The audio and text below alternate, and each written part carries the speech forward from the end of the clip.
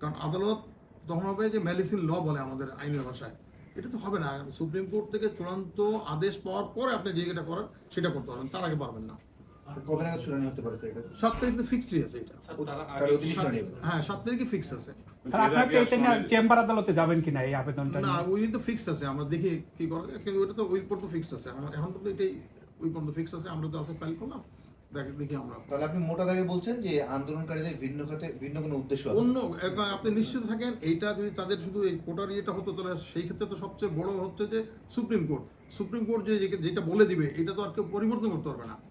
Supreme court এটা, কিন্তু অন্য যদি এটা যদি আবারও একটা আদেশ আসে, আর একটা যদি ওরা যেটা বলছেন সেটা তো আবারও কোর্টে এসে বাতিল করে দেওয়া যাবে মামলা করে।